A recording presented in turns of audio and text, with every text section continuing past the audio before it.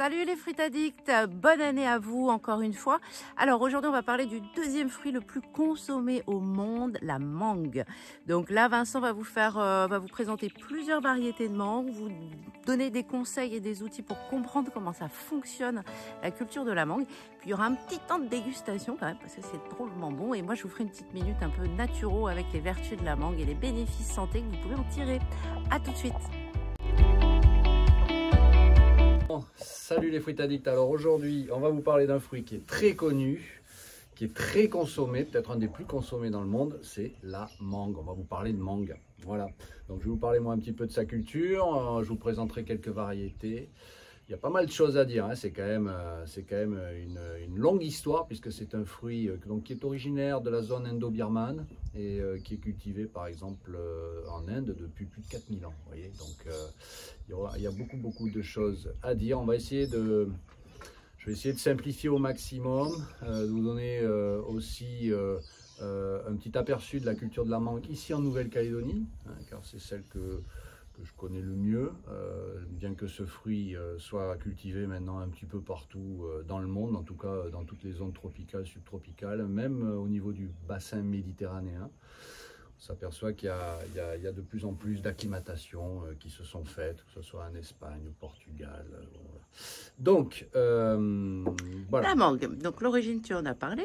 Ouais. Là on a plusieurs variétés. Est-ce qu'on peut parler des variétés peut-être? Alors, voilà, donc ici on a une sélection de variétés qui sont cultivées ici en Nouvelle-Calédonie. Donc on a, bon, elles y sont pas toutes, hein, parce que alors, la mangue, bon, on va peut-être démarrer, on a peut-être oublié, on va garder les bonnes vieilles habitudes pour 2024. Donc un peu de taxo, on est dans la famille des Anacardiacées, Mangifera indica. Voilà, donc ça c'est la mangue que tout le monde connaît.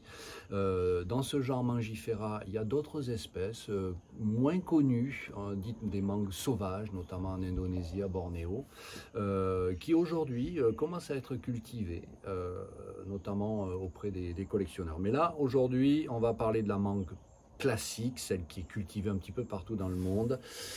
Et donc, c'est Mangifera indica. Donc là, ce sont des variétés, quelques variétés qu'il y a ici en Nouvelle-Calédonie. Donc, pour en revenir aux variétés, on doit être sur 400 ou 500 variétés de connues. Ouais, c'est assez énorme.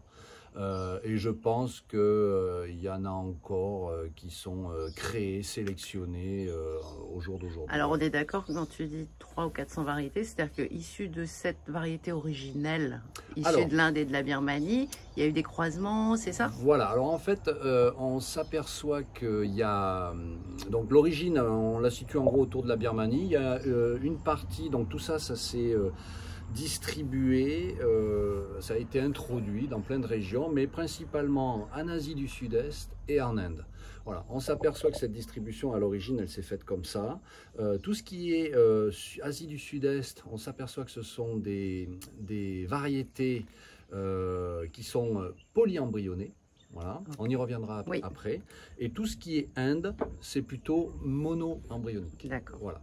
Donc ça va quand même être assez déterminant aussi par rapport à la diffusion et à la sélection de ces variétés, puisque une variété qui est polyembryonnée, elle est quand même, somme toute, assez fidèle. C'est-à-dire qu'on va pouvoir reproduire ça à partir de noyaux de manière assez fidèle. Par contre, les variétés mono-embryoniques, celles-là, il faudra une multiplication végétative obligatoirement pour pouvoir conserver les caractères de la variété. Voilà. Donc, ces mangues que nous disposons aujourd'hui ici en Nouvelle-Calédonie sont originaires pour la plupart de sélections faites en Floride. Ces sélections qui ont été faites en Floride, donc ça a commencé dans les années 1800, et ensuite ça s'est accéléré avec la facilité des transports, la facilité d'acquérir du matériel végétal. Et donc on s'aperçoit que ces variétés dites floridiennes sont issues principalement d'Inde, donc sont des variétés mono-embryoniques. Voilà. Il y a une petite exception au niveau des variétés indiennes, c'est la région de Goa, parce que les Portugais, en fait, à partir de leur comptoir, qui était Macao, Timor, ont ramené des variétés, donc d'Asie du Sud-Est, des variétés polyembryonnées.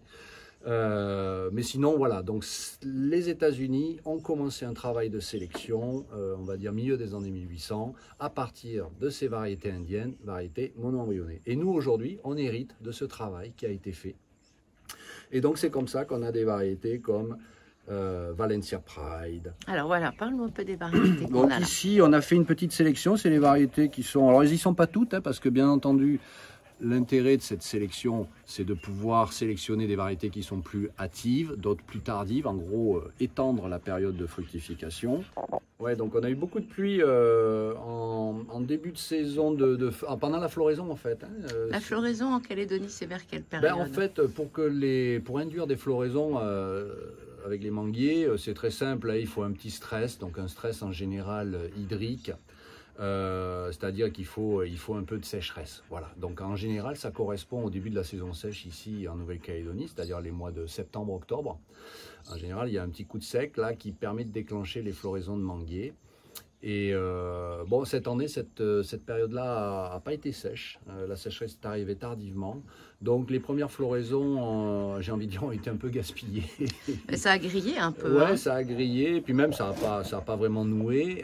Donc c'est ce qui fait que d'ailleurs, on a des saisons, on a des mangues là un peu tardives là, en saison, puisqu'en fait, ça a refleuri. Ça a refleuri après, même novembre. J'ai vu des manguiers fleurir 3 fois cette année quand même. Ouais, c'est dingue. Ouais. C'est assez quand même assez rare. Et donc c'est ce qui fait qu'on va avoir quand même des mangues assez tardivement là. Je pense qu'on aura des mangues encore février sans problème. Voilà, donc je disais ces variétés qu'on a nous ici en Nouvelle-Calédonie. Donc ici on en a quelques-unes. Hein, donc la fameuse, j'aime bien cette expression. La fameuse, Tu le dis qu'une pour fois. ceux qui suivent nos vidéos, je promets, je le dirai qu'une fois. Les Tommy Atkins. Voilà, ça c'est des variétés de Floride hein, qui ont été développées, sélectionnées dans les années 1900. C'est des grands classiques, la Valencia Pride, on la reconnaît aussi pareil. On a tout ce qui est Kensington. On a tout ce qui est Irwin, voilà, des mangues Irwin, ça aussi, c'est une mangue qui est censée être hâtive, celle-là, elle est censée arriver tôt en novembre. Donc là, elle est tardive, ouais. Voilà, on en a une là qui est magnifique, on pourra la goûter tout à l'heure. Après, on a des variétés qui ont été, sélectionnées aussi ici, localement. On a tout ce qui est la fameuse, alors c'est une petite... Ah, tu l'as redit. Ah, La pardon. fameuse. Ah, pardon. Le Mais gage. la mangue sabot, hein, donc Elle est une... minuscule, celle-ci. Ouais, bon, celle-là, elle est petite, mais bon, j'ai pris quelques mangues là qui traînaient, là, entre guillemets, et donc pour faire cette présentation. Donc, mangue sabot, c'est un peu la mangue un peu très locale, hein, celle qu'on retrouve un peu partout dans les jardins, ici à Nouméa ou même ailleurs. À La Réunion aussi, ouais. Ouais, c'est une variété polyembryonnée, donc c'est-à-dire qui se multiplie comme ça assez fidèlement. On s'en sert ici beaucoup pour faire comme porte-greffe, en fait. Hein. Mais alimentairement, c'est plus pour les le problème de ces confitures ou les variétés, trucs, parce qu'il y a ouais, du fibre, quoi, il y a du fil. Voilà, le problème de ces variétés polyembryonnées, c'est qu'au niveau gustatif, enfin au niveau de la texture de la chair, c'est pas top. Elles sont quand même assez fibreuses. Le goût est bon. Mais ouais. c'est vrai que c'est. Mais il n'y a pas cette qualité de chair qu'on va retrouver sur les variétés mono-embryonnées qui sont cette chair plus fondante, plus voilà, ferme, plus sans ferme, fil. Sans fil, c'est ça, exactement. Donc là, voilà, parlé on a aussi de une mangue ici qui est assez répandue quand même dans les jardins. On appelle ça la Peters aussi. La fameuse mangue Peters. La troisième fois pour faire... Ah, tu l'as encore dit. Mais ça suffit. Ouais, parce qu'en fait, la mangue est un fruit qui est fameux. Ah. Voilà, bon, donc ça c'est pour les variétés, mais après il en existe beaucoup. Ici en Nouvelle-Calédonie, on a quand même eu un travail de sélection qui a été fait par l'IAC, hein, la station de recherche fruitière là, qui est située à la fois à Pocreux. À la grande époque, j'ai envie de dire, il y avait, il me semble, quelque chose comme 200 variétés de mangue qui avaient été sélectionnées. Ouais. Alors on a aussi parmi, là on n'en a pas aujourd'hui à vous faire voir, mais il y a une variété, donc toujours de Floride, qui s'appelle Kate, qui se fait des mangues qui peuvent faire 2 kilos. Ah, elles sont belles et elles sont bonnes. C'est des mangues qui sont assez énormes, qui sont assez spectaculaires. Donc dans les vergers, on retrouve souvent des variétés qui sont sélectionnées, des variétés mono-embryoniques. Voilà. Mais donc la productivité n'est quand même pas aussi importante qu'avec ces variétés polyembryoniques. Voilà. Donc ça c'est intéressant. Alors après, il y a un article, j'ai lu un article là sur c'est un article du CIRAD sur tout ce qui est culture de la mangue en Afrique de l'Ouest, avec notamment l'origine des mangues là en Afrique, hein, parce que bien sûr les mangues ont été introduites un peu partout, comme je disais tout à l'heure, hein, et donc c'est intéressant de voir que, par exemple, je lisais qu'en Jamaïque, c'est un bateau pirate qui a détourné un autre bateau qui arrivait d'Île-de-France, c'est-à-dire de Maurice, de l'île Maurice, qui arrivait avec des plants de manguiers à bord, qui était destiné à Hispaniola, en fait, dans les Caraïbes. Et ce bateau a été donc détourné par les pirates et est arrivé en Jamaïque. Et c'est comme ça qu'en Jamaïque, on a des mangues qui, à l'origine, viennent de Maurice. Voilà. Il y a toute une histoire assez oui, sympa à lire. Et pour ceux qui s'y intéressent, voilà. En tout cas, c'est un fruit assez incroyable. C'est pas pour rien, je crois d'ailleurs, c'est le 5e ou 6e fruit le plus cultivé dans le monde, après la banane, le raisin, la pomme, des choses comme ça. Donc on est quand même dans un fruit qui, j'ai envie de dire, qu'il n'y a plus rien à prouver, quoi. Ouais. Voilà. Plus gros producteur, ça reste quand même l'Inde, encore une fois, hein, 4000 ans, ça fait plus de 4000 ans qu'ils produisent des mangues là-bas. Par contre, on s'aperçoit qu'ils doivent, je pense qu'ils produisent quelque chose comme 60 millions de tonnes, c'est quand même assez énorme. Et on s'aperçoit que ces mangues d'Inde ne sont pas forcément exportées.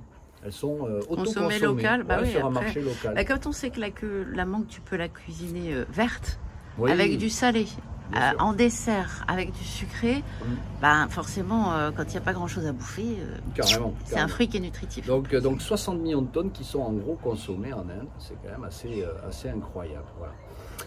Alors, je vais vous parler un petit peu de sa culture. Donc, le manguier, c'est un arbre quand même qui peut atteindre une certaine taille. Ça va préférer, alors c'est quand même assez adaptable comme espèce, ça va supporter pas mal de conditions.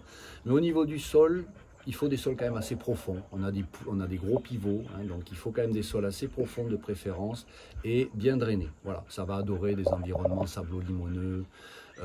Voilà. Par contre, ça va détester des environnements avec des sols hydromorphes. Voilà. Là, si on ça asphyxie les racines. Ouais, voilà, ça va pas être, mais bien que ça va être quand même assez résistant, beaucoup plus résistant qu'un avocatier ou même qu'un citronnier. Mais si on veut avoir des bons résultats, des bonnes productions, si on veut implanter un verger de manguier, on va essayer de quand même trouver une zone qui soit quand même pas trop humide, avec des sols profonds et bien drainants. Voilà, ça c'est déjà pour tout ce qui est sol. Ensuite, l'exposition. Exposition plein soleil. Ouais. Bon, là, il n'y a pas trop de... La taille. Alors la taille, on a tendance à pas forcément tailler les manguiers, ça devient vite énorme. On a des arbres, on peut voir hein, des arbres avec des monstres. Des monstres, des arbres qui font 30 mètres de haut. La problématique, c'est que c'est pour aller récupérer les fruits, quoi. Hein. Donc nous ici en Nouvelle-Calédonie, ces arbres-là, ils servent principalement à nourrir des roussettes et des perruches. Ce qui n'est pas forcément l'objectif quand on décide de cultiver des mangues, notamment en verger. Donc la taille très importante, une première taille de formation est à faire, on va dire, au bout de 2 ans, hein, une fois que la variété a été greffée, sélectionnée.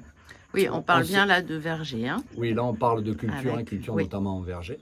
Donc on va faire une première taille de formation, on va sélectionner 3, 4, 5 charpentières hein, pour donner une forme de bol. Voilà, ça va être déjà une première taille.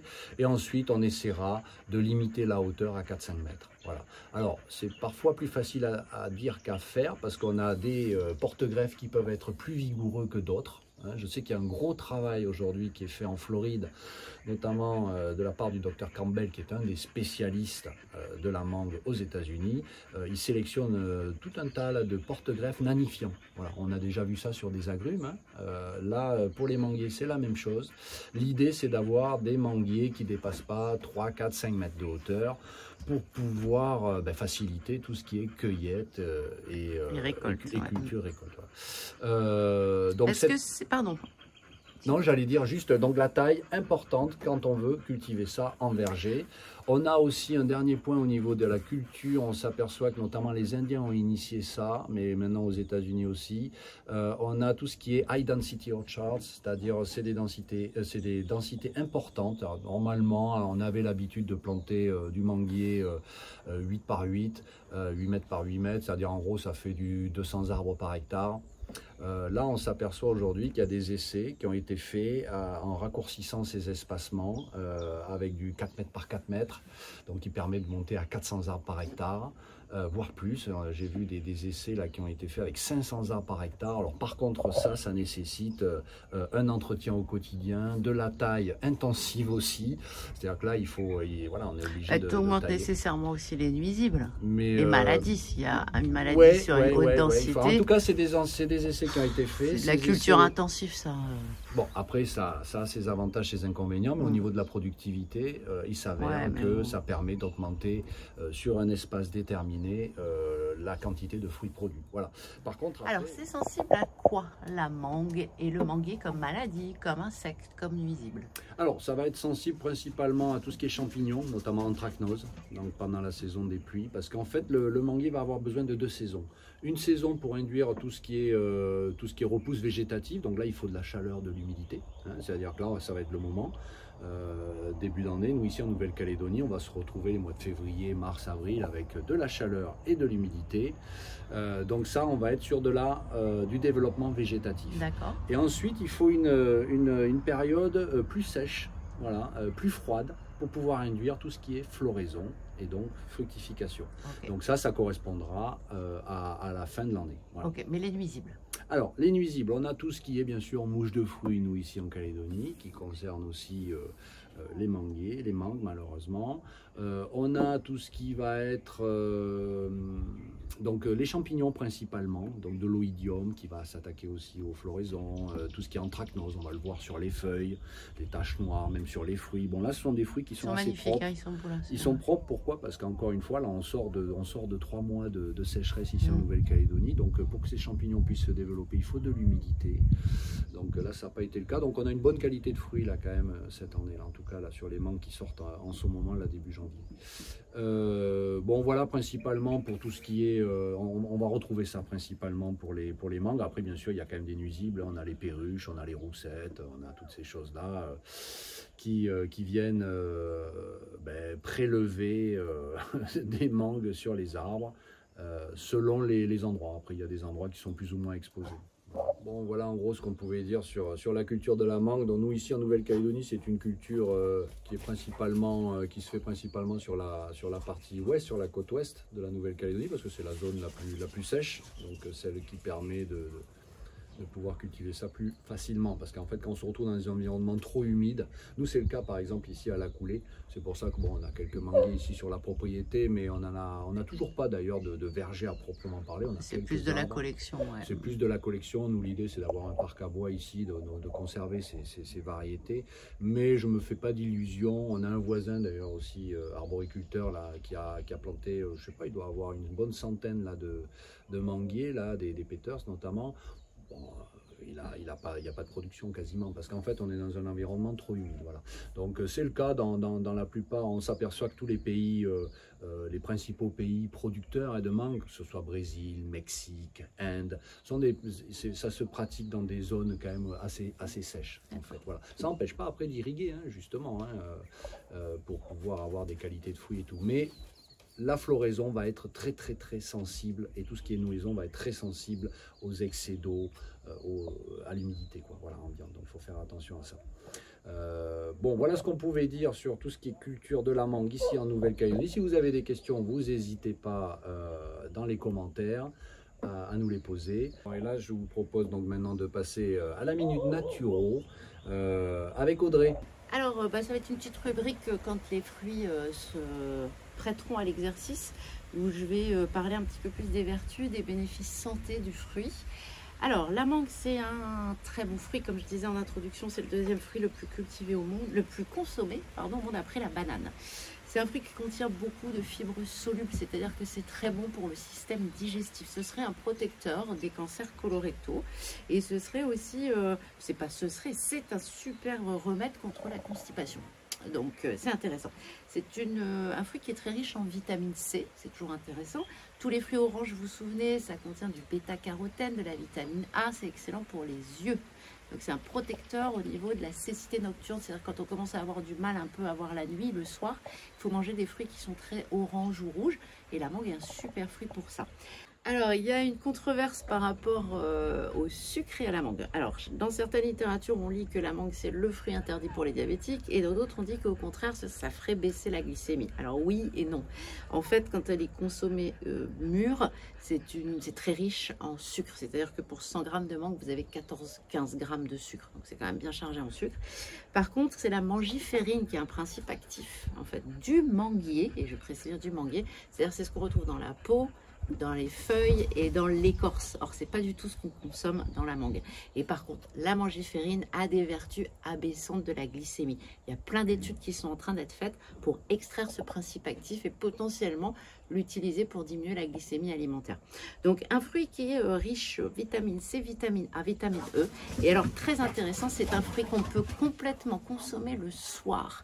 Pourquoi? Parce que ça contient des vitamines B, très bonnes pour le système nerveux, et du tryptophane. Le tryptophane, c'est un précurseur de la sérotonine, le neuromédiateur du sommeil et du bien-être. Donc, si vous mangez des mangues le soir, vous allez pouvoir avoir un sommeil de meilleure qualité. Alors, on n'abuse pas, puisque comme je disais, c'est très riche en sucre. On va dire qu'une demi-mangue, parce que ça fait quand même des mangues qui doivent faire un bon kilo.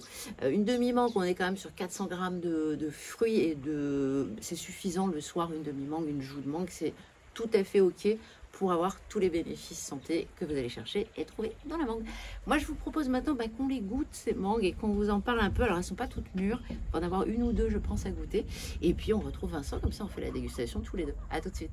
Et on va goûter maintenant ces mangues. Alors, on en a deux qu'on peut goûter parce que les autres ne sont pas encore mûres. Ouais. Donc, ça, c'est là. On a Irwin, là. Je suis nulle en reconnaissance de mangue, c'est dramatique. On a celle-là aussi, là, qui normalement, c'est une Irwin, ça. Donc, voilà. Celle qui est mûre, c'est celle-ci. Voilà. Et celle-ci, c'est. Et ça, c'est une Peters. Alors, je vous montre comment on ouvre les mangues, même si maintenant, comme le fruit est quand même très consommé partout dans le monde, tout le monde le connaît. Alors, on coupe les joues de la mangue. C'est-à-dire qu'on va accompagner avec le couteau, s'il veut bien rester accompagné avec moi, le long du noyau. Là, et on va couper. Un couteau à greffer, c'est pas forcément le meilleur des couteaux. Hop, je l'ai mal coupé. Ouais. Bon, bref. Donc, vous coupez la joue, normalement bien jolie, bien propre. Ouais. Ensuite, vous allez tracer des sillons à l'intérieur. Je te propose de refaire ça sur une autre joue. Je suis d'accord, je suis complètement d'accord. Elle est pas top, ça. Donc, la mangue, c'est un fruit qu'on peut consommer vert. À La Réunion, on le consomme sur les marchés. Vert avec un petit peu de sel et un petit peu de citron avec un peu de piment. Et on le mange en pickles comme ça. Ah oui, j'ai oublié de vous dire, dans la mangue verte, en fait, vous avez des principes actifs qui vont favoriser les digestions lourdes. Donc, après des repas un peu arrosés, après des repas un peu chargés au niveau matière grasse, des repas un peu riches, manger un petit peu de mangue verte, c'est super bénéfique en fait. Alors voilà, j'ai bien fait. Regardez. Oh. Et là, c'est très joli et ça permet, soit vous pouvez les couper, les mettre dans une salade de fruits, soit vous pouvez les déguster comme ça. Voilà. Allez, alors l'odeur. Oh là là. Ça sent le soleil. La Peters, ici, c'est une variété assez répandue dans les jardins et c'est pas pour rien parce que c'est vraiment un bon compromis. Elle est assez productive comme variété et puis ça reste donc une chair qui est peu fibreuse et pas du tout là et qui est délicieuse. Pas du tout fibreuse. Voilà. J'ai oublié de le dire tout à l'heure, c'est très bon pour la peau. On peut même faire avec un peu de mangue. Vous écrasez pour les peaux acnéiques, vous faites des masques avec la mangue, ça va réduire en fait le sébum au niveau de la peau. Donc, c'est un goût, un peu de fleurs, un peu de miel, un peu d'abricot, un peu de pêche. Moi, je dirais que c'est un goût de mangue. Et des fois, on peut trouver dans certaines mangues un peu de térébenthine. C'est vraiment typique des anacardiacées. Ouais, plutôt les mangues, comment dire, les polyembryoniques, vous savez, comme les sabots, celles qui sont fibreuses, tout ça. Là, oui, c'est vrai qu'on a plus ce goût et cette odeur de térébenthine. Là, voilà. Alors là, c'est fondant, il n'y a pas de fil. Mais pas dans ces variétés floridiennes, là, notamment mono-embryoniques. Celles-là, on n'a pas ce goût-là, cette odeur de térébenthine. Peut-être un peu avancée, celle-ci. Alors après, bien sûr, il faut toujours pareil, comme tous les fruits. Hein, il y a un stade... Il faut que ce soit parfait. Voilà. Il y a vraiment un moment où c'est parfait. Si le doigt s'enfonce trop, et là d'ailleurs, je pense que c'est le cas, vous voyez, mon doigt s'enfonce trop, c'est un peu trop fait, c'est avancé, c'est moins bon. Du coup, une chose qu'on n'a pas précisé aussi au niveau de la culture, c'est la cueillette. Faire très très attention, ce sont des fruits qui sont très fragiles. Quand on les ramasse, les ramasser avec des perches, surtout quand on a des arbres qui sont assez hauts. Goûte, je pense qu'elle est pas bonne. Ah si, moi j'aime bien. Mais c'est vrai qu'elle est un peu trop mûre, je suis d'accord. Mais c'est quand même sympa le goût aussi. Ouais, pas trop. Donc je disais par rapport à la cueillette, faire attention de ne pas tomber les mangues, de ne pas les laisser tomber par terre parce que quand elles sont donc pas encore mûres, elles sont assez dures, on ne le voit pas. Et après c'est des fruits qui mûrissent et qui mûrissent mal, qui seront... Ils s'étalent, enfin ils s'écrasent. Ouais. Donc la cueillette, il faut être hyper méticuleux. La cueillette de mangue, il faut faire très attention à ne pas choquer les fruits, quoi. Bon, du coup, j'ai fini l'autre. On a fait quand même une sacrée vidéo là sur la mangue, mine de rien. J'espère que ça vous a plu. Ouais. Ça a été assez complet. L'histoire On avait goûté aussi la Naan Dok Mai sur le voyage qu'on avait fait en Thaïlande. Oui, on avait. Si vous voulez, vous pouvez retrouver un petit peu sur les... C'est une variété qui existe, qu'on trouve ici en Nouvelle-Calédonie, qui est pas très présente dans les, qui est pas très présente dans les vergers, parce que c'est une mangue qui va être un peu plus adaptée justement à des environnements humides. Mais c'est une super mangue, on appelle ça aussi la mangue virgule. Voilà, c'est une mangue qui a un noyau assez plat, assez élancé. Ça ressemble un peu de loin, comme ça, à la Valencia Pride, hein, mais elle a un bec, enfin une extrémité en bas plus pointue. Un peu plus voilà. Filé. Bon. Je crois qu'on a fait un bon tour. Voilà. La mangue, ses vertus. Ouais. Dites-nous si ça vous intéresse, cette petite minute naturo. Je pourrais la faire, mais c'est vraiment que c'est en fonction de il y a certains fruits qui sont peu documentés. D'autres, on connaît les vertus de la mangue. Ça quand même, ça fait très longtemps que c'est étudié. C'est vrai que ça peut être sympa cette petite minute naturo. Dites-nous si ça vous plaît. Auquel cas, on essaiera de caler ça à chaque fois. Avant la dégustation, on pourra caler ça avec notre expert qui vous donnera ses conseils naturaux. Donc voilà, on vous souhaite une bonne fin de journée. Yes. Et nous, on vous dit à tout vite. Ciao, salut les fritadés. À très bientôt pour de nouvelles vidéos et de nouvelles aventures.